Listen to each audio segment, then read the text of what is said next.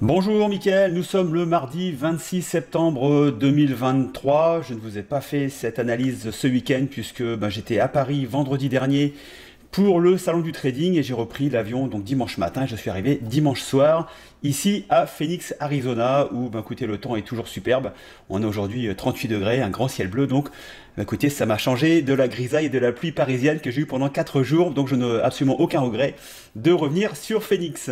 Avant de commencer, je voudrais vous proposer deux choses. La première, le livre, donc l'e-book que j'ai écrit il y a quelques années. J'ai remis un peu à l'ordre du jour en ajoutant différents chapitres notamment, est enfin sorti. Donc j'ai changé le titre, donc aujourd'hui ça s'appelle Les options pour se créer un revenu mensuel. Vous l'avez donc de disponible sur Amazon. Je vous mettrai bien sûr le lien en descriptif. Donc vous avez donc déjà bien sûr les chapitres que j'avais écrits avant, plus 3 ou 4 nouveaux chapitres. Et je vous parle notamment du covered call, donc je vous fais découvrir cette stratégie qui vous permet de tirer un troisième revenu de vos actions en portefeuille. Donc cet e-book est au prix de 24 € et sachez que pour tout achat d'un e-book, vous aurez une heure de coaching gratuit que je facture normalement 89 €. Donc vous voyez que c'est une super affaire. Si vous souhaitez acquérir cet e-book, je vous mettrai bien sûr le lien dans le descriptif.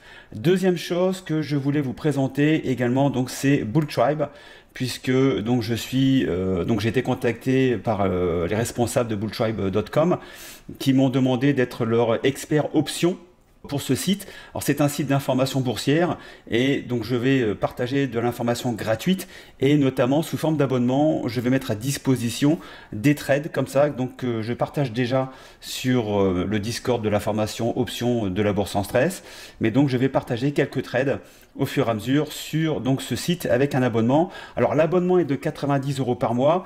Simplement hier donc j'ai posté ces deux trades, donc ouverture de position, vente de put sur COP et XLE, donc qui sont des valeurs liées à l'énergie. On verra pourquoi après dans l'analyse que je vais vous faire. Simplement ces deux puts ont généré 200 € de gain. Donc vous voyez qu'avec une seule position, enfin deux positions, mais sur une seule journée, vous pouvez très largement rembourser votre abonnement auprès de bulltribe.com. Donc si vous voulez me rejoindre, il suffit simplement d'aller rechercher donc parmi les experts, donc Mickaël LBSS expert option, et vous vous abonnez déjà en follower. Et puis si ce service vous intéresse, il vous suffit de vous abonner et vous recevrez des alertes de position aussi bien à l'ouverture qu'à la fermeture. Alors par contre, je ne sais pas combien de trades je vous donnerai puisque ça va dépendre du marché, donc parfois il y aura peut-être beaucoup de trades, puis peut-être que parfois sur quelques jours il n'y aura pas grand chose à faire puisque le risque est avant tout la chose que je maîtrise le plus avant de prendre mes positions. Donc si je ne prends pas position, c'est que le risque n'est pas en ma faveur. Voilà, donc si vous voulez vous abonner, vous allez sur bulltribe.com, il y a une application mobile également, et puis vous vous inscrivez pour me rejoindre et me suivre sur ce format.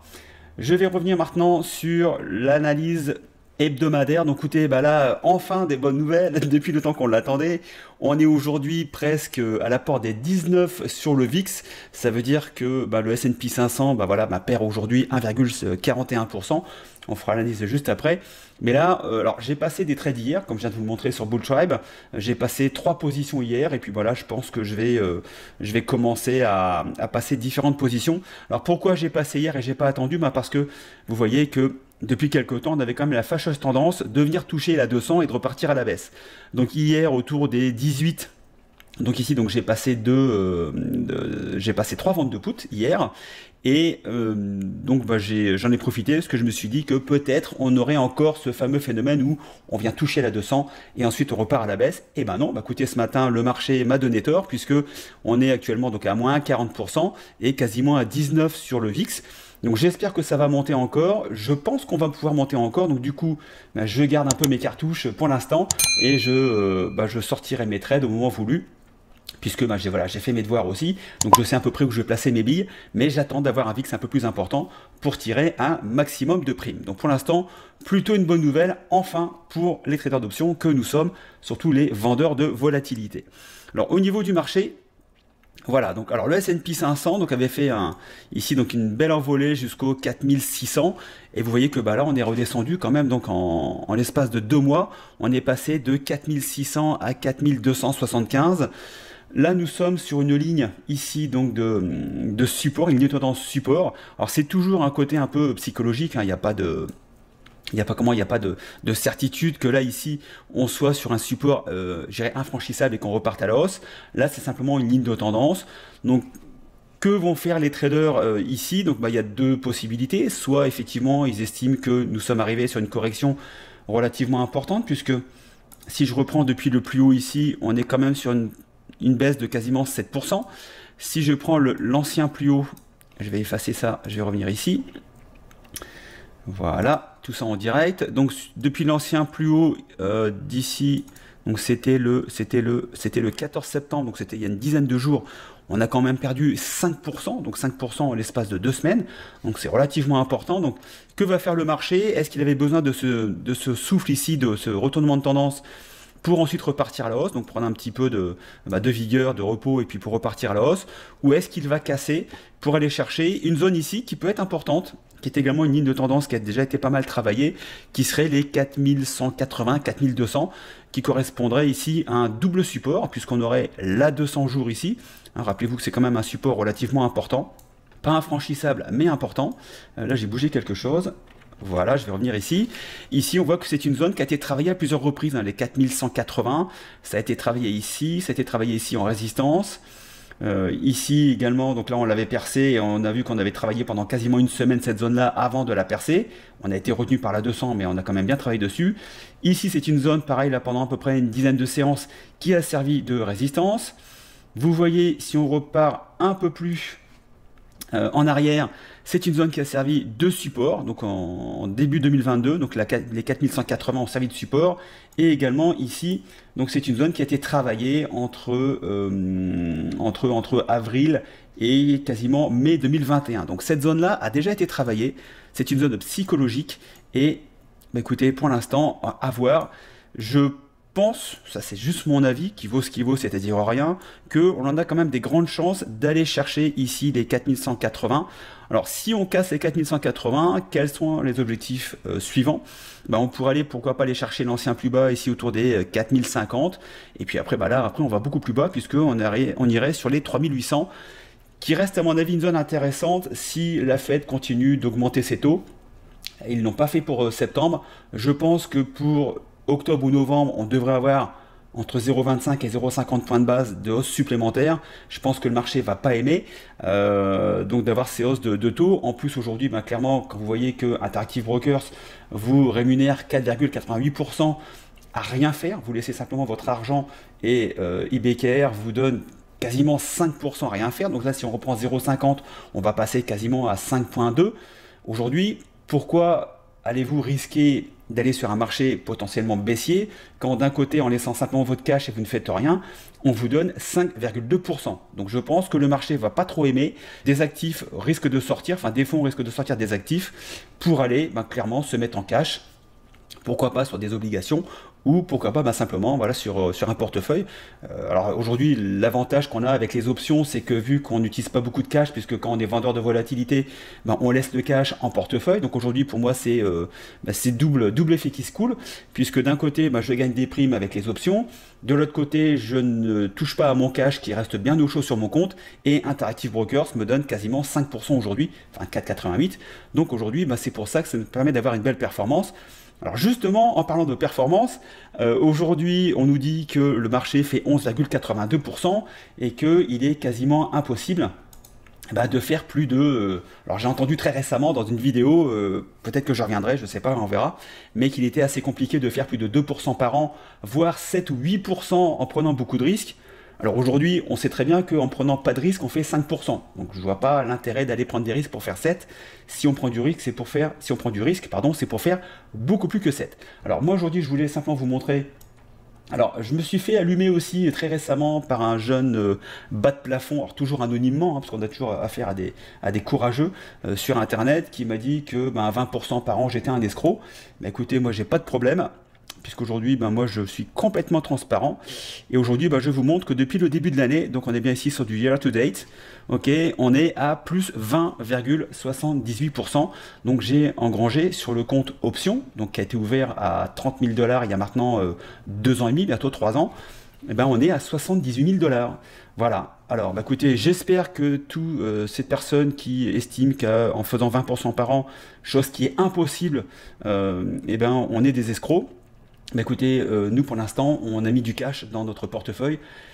Je pense que c'est pas votre cas. Voilà. Donc ça, c'était mon petit coup de gueule et ma petite remise aux normes du jour. Voilà. Donc vous voyez que donc on peut quand même faire 20% par an sans prendre des risques démesurés et en ayant quasiment tout son cash rémunéré également par Active Brokers sur son compte. Elle est pas belle la vie?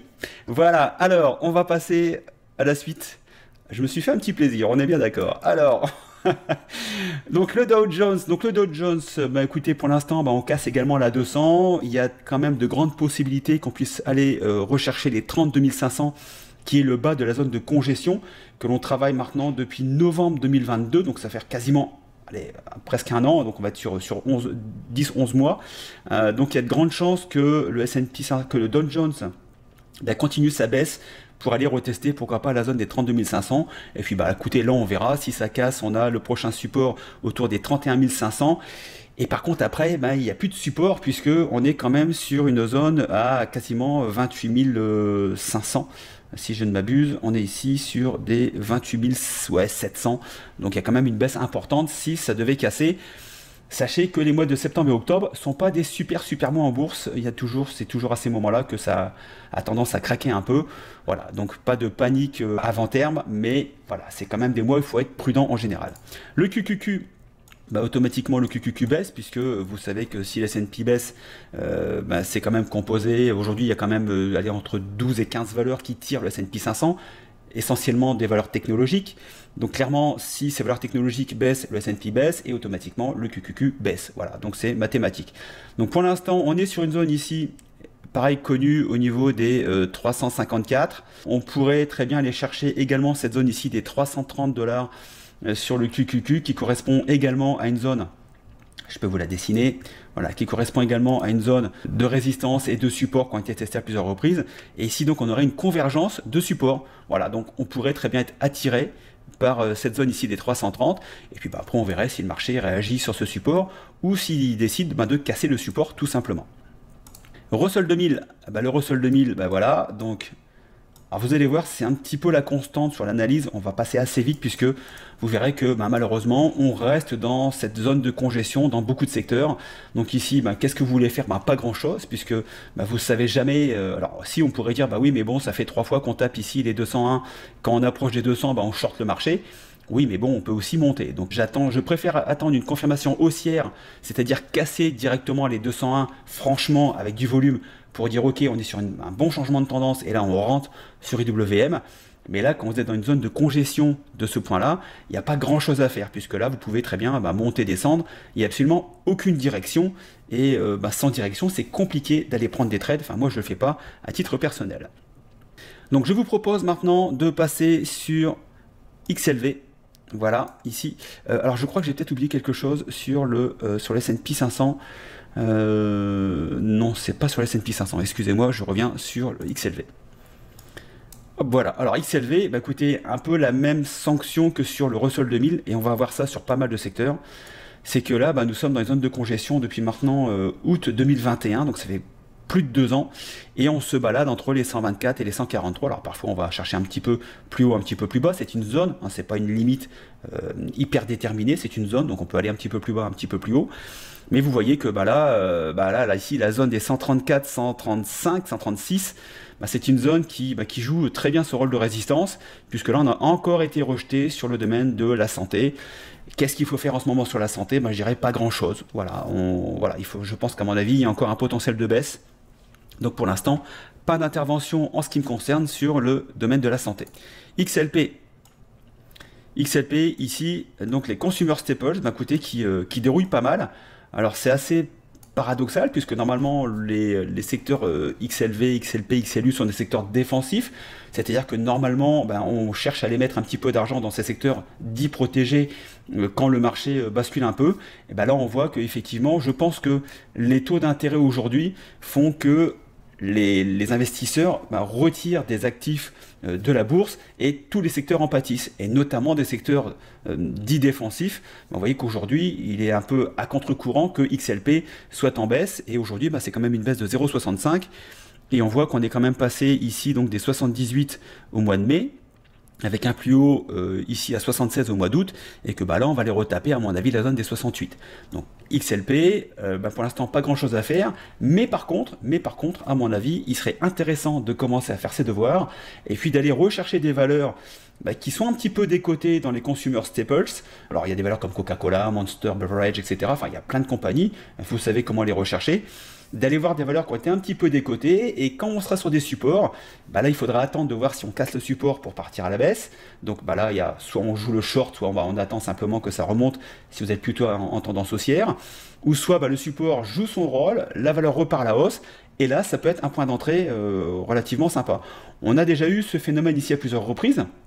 Et donc on a tapé ici le support, on est reparti, ici pareil, là on l'a un petit peu cassé, et après c'était un head fake, on est reparti à la hausse, mais voilà, donc à surveiller des valeurs de consumer staples. À mon avis vous avez encore quelques temps pour faire vos devoirs là-dessus, donc vous avez le temps de préparer, de faire vos recherches, et puis au moment, à l'instant T, vous serez tout à fait prêt pour dégainer vos positions, alors soit option ou action, après ça c'est vous qui voyez. XLU. Alors XLU, là vous voyez pareil, donc là ça dégage pas mal. Alors effectivement XLU ne profite pas de l'envolée des matières, notamment au pétrole, et donc là on est revenu sur une zone ici de support. Voilà, donc on est sur une belle zone de support avec une belle baisse aujourd'hui, 2,87. C'est aujourd'hui, si je regarde ici, c'est quasiment la plus forte baisse donc du S&P 500, du marché, enfin des secteurs. Donc à mon avis c'est pas trop le moment. Même si là, vous voyez que cette zone ici des 61, 60-61 $, est une zone qui a déjà été travaillée à plusieurs reprises. Vous voyez, là je remonte, là je suis quasiment en 2021. Vous voyez que déjà en 2000, je vais remonter jusqu'ici. Non, donc ici, je vais remonter. Donc 2019 ici, ça a été travaillé fortement en résistance. On est revenu tester cette zone-là en support. Ça a été travaillé également ici en résistance, en support. Donc là, on est passé de 2021 à mi-2022 où il ne s'est pas passé grand-chose. Et là, on est venu retester ici en octobre 2022. Et là, on revient tester cette zone. Voilà, donc à voir si cette zone va vraiment servir de support ou pour rebondir, en sachant qu'on est quand même plutôt, à mon avis, dans une tendance baissière, puisque les plus hauts sont de plus en plus hauts et les plus bas sont de plus en plus bas, avec bien sûr la 200, la 50 et la 10 qui sont en ce qu'on appelle en balayage baissier. On est quand même plutôt sur une tendance plutôt typée fortement baissière, donc voilà. Maintenant, à surveiller également donc les momentum, RSI et MACD. RSI, on va commencer à arriver en survendu. Par contre, au niveau du MACD, il y a encore du potentiel de baisse. Donc, à mon avis, on risque de baisser, en sachant que les prochaines targets sont ici, donc les 58 $, et puis après ici la zone des 50, 53, 55. Voilà, mais pour l'instant, XLU... Voilà, je placerai plus d'espoir dans XLP que de XLU. Voilà, ça c'est juste mon avis. Les financières. Mais les financières, écoutez, voilà, même programme, zone de congestion, on va un coup en haut, un coup en bas, et on reste bien sagement au milieu, en sachant que là on est repassé sous la moyenne mobile des 200 jours sur le domaine financier. C'est pas spécialement de bon augure. On voit qu'au niveau du RSI MACD, on part également à la baisse. À mon avis, encore un potentiel de baisse au niveau du MACD. Alors moi j'aime bien ces indicateurs-là. Ça me donne des indications. Voilà, c'est un indication, ça me paraît un peu logique.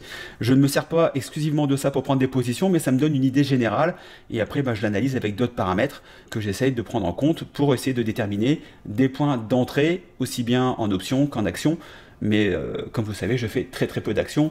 Les actions, je vous laisse simplement les faire de votre côté. Je bafouille un petit peu. Alors, XLK.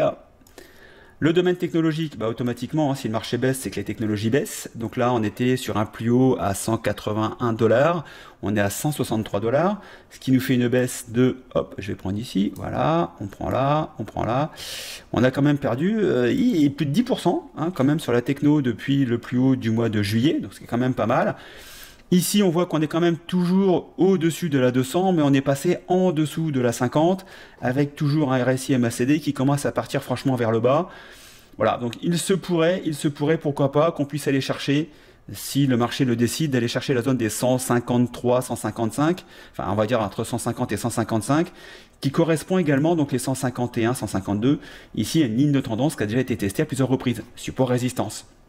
Voilà, donc là pareil, on surveille en arrivant sur les 152, 151 ce qui se passe, est-ce qu'on casse le support et puis là on continue de la baisse. Alors à savoir également que vous remarquerez que quand il y a des crashs, on est toujours en période de survendu, c'est-à-dire qu'on est déjà en survendu et là le marché continue de baisser. Donc le fait d'être en survendu ne vous indique pas que vous allez obligatoirement repasser après donc sur un retournement et que le marché va remonter. C'est pas parce que vous êtes en survendu au RSI ou MACD que vous allez obligatoirement rebondir ici. On peut très bien continuer. C'est d'ailleurs ce qui se passe quasiment à chaque fois en période de crash. Alors XLB, le secteur des materials, écoutez, je pense qu'on va commencer à compter les points puisque je vous avais dit que j'étais short sur le domaine immobilier depuis pas mal de mois, depuis 3 mois, 4 mois maintenant. On en reviendra juste après. Mais bien sûr, si vous avez l'immobilier qui commence à tomber, automatiquement les materials vont suivre.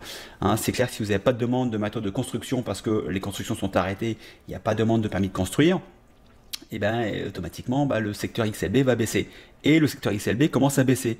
Et là, vous voyez que on n'est pas super bon augure puisqu'on est sur une tendance baissière bien déterminée. On a la 50 qui commence à piquer franchement du nez. On a la 200 qui commence à se retourner légèrement à la baisse. Bon, la 10 jours, là, elle est clairement à la baisse. Au niveau du RSI MACD, on est également bien en baisse. Je pense que là, à mon avis, on est sur un secteur qu'il va falloir regarder pour shorter. Donc, rentrer maintenant à la hausse sur XLB, à mon avis, ça serait pas une bonne idée. Voilà. Après, vous faites comme vous voulez, mais en ce qui me concerne, c'est un secteur que je surveille pour shorter. Alors, shorter, vous avez deux possibilités. Soit vous vendez à découvert des titres, et si vous faites des options, bien sûr, vous pouvez acheter des puts pour jouer la baisse du titre, en sachant que c'est une stratégie qui est très peu risquée, puisque votre risque est limité à la prime que vous allez payer pour acheter votre put. Vous ne pourrez pas perdre plus si XLB devait repartir à la hausse. Vous perdrez simplement votre prime. Donc, ça peut être une bonne introduction pour commencer des options. XLY, les Consumer Discretionary. Écoutez là, voilà, pareil, zone de congestion, un coup dans le zig, un coup dans le zag, et là, on a fait le zig et là, on repart dans le zag. Donc, est-ce qu'il faut regarder des valeurs de XLY pour l'instant? À mon avis, c'est un petit peu tôt. Je pense qu'il y a d'autres secteurs à regarder plutôt que XLY. XLI, le domaine industriel. Hop, je regarde effectivement 21 minutes. Pour pas la faire trop longue cette semaine, le domaine industriel, écoutez, on avait une belle zone de congestion, on avait bien percé cette zone de congestion, et là vous voyez que on repart dans cette zone de congestion, puisque là on a perdu quasiment 10% depuis les plus hauts du mois de mai toujours. Hein. Et est-ce qu'il faut aller voir du côté industriel? Écoutez, pourquoi pas, un peu comme XLP, aller faire ses devoirs sur le domaine industriel et puis regarder s'il y a des valeurs qui ont vraiment été décotées et qui arrivent sur des supports et qui pourraient potentiellement repartir à la hausse une fois qu'on aura trouvé des retournements potentiels sur notamment le momentum. Là c'est pareil, vous voyez que le RSI et MACD sont en zone de survendu, voilà, donc on pourrait espérer effectivement peut-être un rebond, peut-être pas tout de suite, mais il y a potentiellement quelque chose à faire sur le domaine industriel.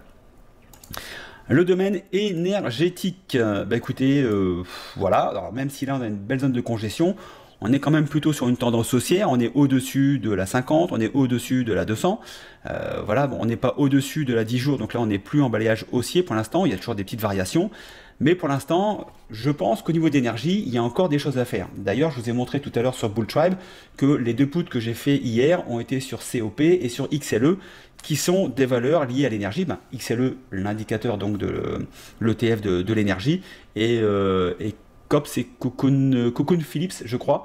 Voilà, donc j'ai vendu un put hier. Et puis, écoutez, j'ai de bons espoirs, en sachant que quand même sur le domaine énergétique, ça fait maintenant à peu près 2 ans et demi qu'on vend des puts sur l'énergie. On n'a jamais été assigné une seule fois. Alors bien sûr, on prend nos sécurités, on prend notre zone de risque en considération pour passer nos puts, mais voilà, ça fait maintenant 2 ans et demi qu'on avait identifié que l'énergie était sur un secteur performant, et ça fait 2 ans et demi qu'on vend des puts. Alors j'en vends quasiment tous les mois, et tous les mois, on prend nos primes sans se faire assigner. Voilà. XHB, le domaine des home builders. Ah, voilà. Donc enfin. Vous savez que je suis short depuis le mois de juin. Donc j'étais rentré ici. Je pensais qu'on allait, qu'on allait se servir de cette zone ici pour repartir à la baisse. Manque de peau, j'ai eu tort sur mon analyse puisque le cours a continué de monter de 72 à 85. Alors je n'ai pas shorté XHB, mais j'ai shorté des valeurs liées à XHB. Je crois que j'en avais déjà parlé, donc j'en avais plusieurs. Aujourd'hui, ces valeurs sont enfin dans le vert, puisque donc j'avais acheté des puts qui étaient en baisse, qui étaient en perte. Donc là, j'ai renforcé quelques positions ici quand on était dans cette zone de congestion, voyant ici qu'on avait également une divergence baissière qui se mettait en route avec le RSI par rapport au marché. J'ai commencé à renforcer quelques positions, ce qui fait que j'ai moyenné à la hausse, si on peut dire. Et puis ici, écoutez, pour l'instant ça me donne raison puisque le marché est en train de tomber ici au niveau des home builders. Je pense que c'est le début, pour être très franc avec vous, et donc je garde mes positions qui sont pour l'instant en positif. Donc voilà, il m'a fallu un petit peu de temps pour avoir raison, mais aujourd'hui j'ai raison et écoutez, mon portefeuille est très content également. Mais je pense que sur XHB, là si on casse les 72, qui est une zone de double support, là, à mon avis, il va quand même falloir se poser des questions. Il sera peut-être temps de rentrer, s'il sera jamais trop tard, puisque là, après, à mon avis, le potentiel de baisse sera relativement important. Mais voilà, si on casse les 72, on aura, je dirais, une confirmation d'une tendance baissière confirmée. Et là, il sera peut-être temps de rentrer, effectivement, si vous ne l'avez pas encore fait, sur des valeurs qui sont décotées et pour les shorter. Parce que je pense que là, ça risque de faire mal, vu les progressions de dingue qu'on a eues sur l'immobilier américain. Il est clair qu'aujourd'hui, la hausse des taux n'arrange pas du tout les accédants au crédit pour de l'immobilier. On voit aujourd'hui des maisons qui commencent à ce qu'on appelle avoir des cut price. Alors il y a encore 6 mois, vous ne pouviez pas acheter une maison au prix. C'est-à-dire que si la maison était en vente à 500 000, si vous ne mettiez pas 550 sur la table, vous n'aviez pas la maison. Aujourd'hui, cette même maison à 500 000 ne se vend pas et on commence à avoir des cut price de 25, 30, 50 000 $, ce qui fait quand même 10%. On commence à voir ça sur Phoenix. Donc voilà, donc c'est peut-être le début d'une tendance baissière de fond. Rappelez-vous que lors de la crise des subprimes, le plus bas du marché a été atteint en mars 2009, donc il a fallu 1 an et demi pour que le marché se crache, alors que l'immobilier a atteint son plus bas en 2011. Il a fallu 2 ans pour que l'immobilier atteigne son plus bas. Donc je ne pense pas que l'immobilier atteigne son plus bas assez rapidement, mais on peut déjà regarder les valeurs qui composent un petit peu tout l'immobilier américain pour estimer que effectivement on est sur une tendance baissière et que l'immobilier, je dirais, physique, donc l'achat de maison, là à mon avis il y a encore du potentiel de baisse. Donc si vous deviez acheter une maison aux États-Unis, à mon avis, il vaudrait mieux attendre un petit peu.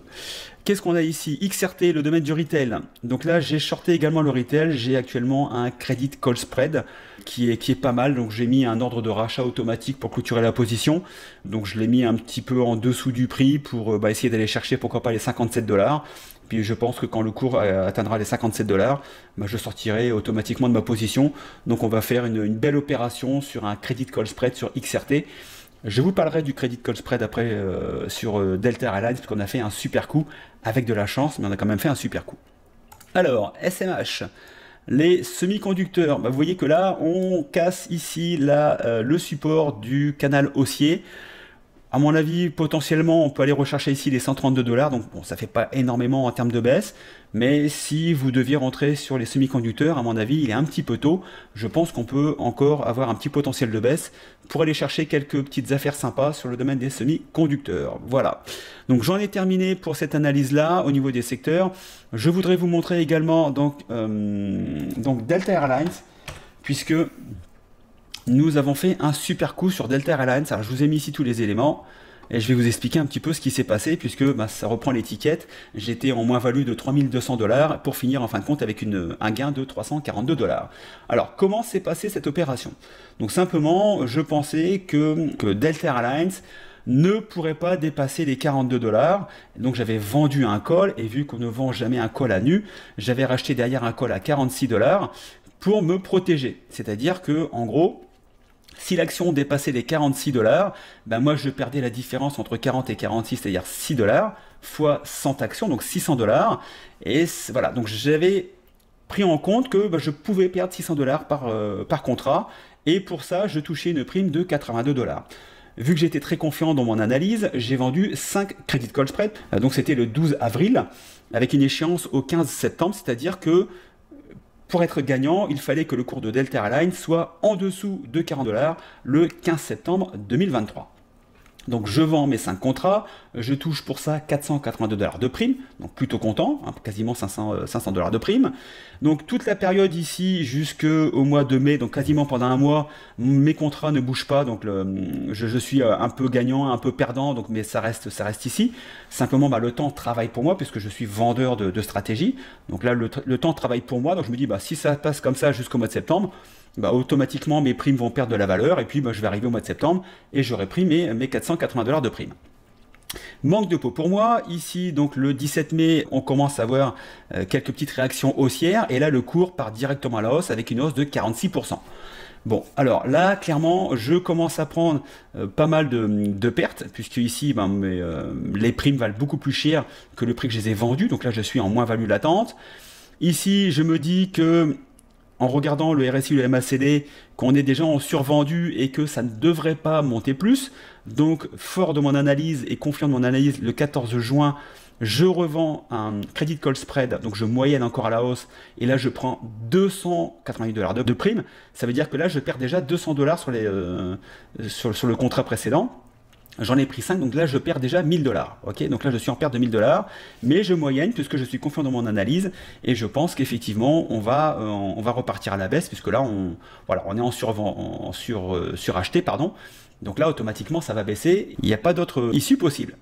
Manque de peau, manque de peau, ça continue de monter puisqu'on passe de 42 à quasiment 49. Et là, effectivement, là, je suis en perte de 3232 $. Et bon, là, vous avez deux solutions. Soit vous paniquez et puis vous vous dites, là, bon, ok, j'ai pris ma perte. Je prends 3200 $ de perte parce que donc vous avez vendu vos contrats, donc vous avez quand même gagné de l'argent. Donc j'ai gagné 482 plus 286 de prime. Et puis je perds la différence entre les 6 fois 600 $ de perte par le nombre de contrats. Mais bon, je commence, donc j'attends, je patiente, je vois qu'ici on est toujours en zone de surachat, je me dis que ça va pas être tenable bien longtemps, et ici donc je reprends confiance à peu près donc début juillet quand je vois qu'on commence à avoir ici une divergence baissière qui se met en place, c'est-à-dire que les cours continuent plus ou moins de monter, et le RSI repart à la baisse ainsi que le MACD. Donc là je me dis normalement on est sur quand même quelque chose qui devrait me donner potentiellement raison à terme. Donc je patiente avec une moins-value de plus de 3000 $ en portefeuille, donc c'est jamais agréable, mais j'assume mon risque. Donc si j'ai fait cette stratégie-là, c'est que j'assumais mon risque. Et puis on commence à casser les 36, donc on revient ici sur les 46, pardon. Donc là, je suis toujours à 3000, 2008, 2007 de moins-value. Et puis, écoutez, début août, on était sur un plus haut, le marché commence à baisser, je commence ici à redescendre à peu près autour des 800, 900 $ de moins-value, donc là je gagne quasiment 2500 $. L'action repart ici à 44, je me dis mais c'est pas possible, ça va repartir et je vais vraiment prendre mes 3000 balles de moins-value. Ici le marché me donne raison et en fin de compte donc je clôture ma position, donc je clôture mes positions en 2 fois, donc mes 5 premiers contrats que j'avais vendus pour 0,82, je les vends pour 0,64, donc c'était ici, c'était le 13 septembre. Alors si vous regardez bien la bougie, je vais l'éclater, parce que vous allez me dire oui mais c'est quand même bizarre puisque tu vends le même jour et le prix des primes n'est pas le même. Je vais vous expliquer pourquoi. Simplement puisque ici à l'ouverture, donc je patiente. Donc j'attends l'ouverture des marchés, je ne fais rien, je vois le cours remonter autour des 40 et là je dis bon ok, j'ai la prime valait 0,64, j'ai vendu pour 0,80, 0,82, je clôture mes 5 contrats, tant pis je prends que 84 $ de prime au lieu de 482, donc je laisse 400 $ sur la table, mais au moins je ne suis pas assigné et je n'ai plus de risque, j'ai quand même fait un gain, même minime, c'est toujours mieux qu'une perte. Donc là je clôture mes 5 premiers contrats et je gagne 84 $ au lieu de 480. Et puis la journée se passe, le cours repart à la baisse et quand on clôture, on clôture ici autour des 39,50. Là, je prends pas le risque de me dire ok, il reste 2 jours, est-ce que je joue la montre et j'attends de voir si le cours clôturera en dessous des 40 $, donc le 15 septembre. Là, je préfère clôturer ma position. Les primes rebaissent autour des 64 cents. Donc là, des 25 cents, pardon. Donc là, je clôture ma position pour 258 $, ce qui me représente un gain total de 342 $. Et effectivement, si j'avais attendu le 15 septembre, le cours a fini à 39,88 $. Il fallait qu'il finisse en dessous des 40 $, donc on était vraiment super limite. Donc si j'avais gardé mon contrat, effectivement, j'aurais touché potentiellement 693 $. Ok, c'est pas grave, j'ai quand même gagné 342 $, je me suis pas fait signer, j'ai quand même gagné de l'argent. Voilà. Donc voilà ce qu'on peut faire avec les genres de stratégies des options. Alors là, clairement, on a quand même eu un petit coup de chance, je le reconnais aisément, mais même si on s'était fait assigner ici, il y avait toujours des solutions pour pouvoir rouler les positions sur d'autres strikes et d'autres échéances pour réparer la position. On n'aurait pas gagné sur ce trade-là, mais on aurait gagné sur le suivant, etc. Donc il y a toujours des solutions. Quand ça se passe bien, bah, c'est super, et quand ça se passe mal, on a de toute façon toujours des stratégies pour réparer une position, chose que malheureusement, vous ne pouvez pas faire avec des actions. Quand l'action baisse et que vous avez vendu parce que bah, ça atteint votre seuil de douleur, de tolérance, et que vous vendez à perte, ben, une perte est une perte. Nous, avec les options, on a toujours l'avantage de pouvoir récupérer les pertes avec du temps, mais on récupère toujours les pertes. Voilà. Donc je me trouvais intéressant de vous montrer cet exemple d'un trade qui a été fait, qui a été documenté sur le Discord. Alors bon, je peux quand même vous dire que quand on était à 3000 $ de perte, j'ai quelques membres du Discord qui se posaient des questions, mais mon rôle était également de leur donner ma vision des choses. Ils m'ont fait confiance, et aujourd'hui, ben, ils ont tous été gagnants sur cette position, et j'en suis très heureux. Voilà. Dernière chose également, avant de clôturer, nous avons prévu de faire un webinaire la semaine prochaine pour vous présenter donc la formation option débutant qui aura lieu du 4 au 7 novembre 2023 à Paris-Roissy. On vous expliquera le contenu de cette formation. Alors on va un petit peu changer puisqu'on avait déjà fait des webinaires sur le contenu de cette formation. On va un peu changer, parler un peu plus de résultats qu'ont aujourd'hui nos abonnés à cette formation, et vous verrez ensuite si c'est une formation qui peut répondre à vos besoins ou pas après ce webinaire. Donc rendez-vous le webinaire la semaine prochaine, mercredi 4 octobre 2023. Sur ce, j'en ai terminé. Trade safe. Ciao, bye bye.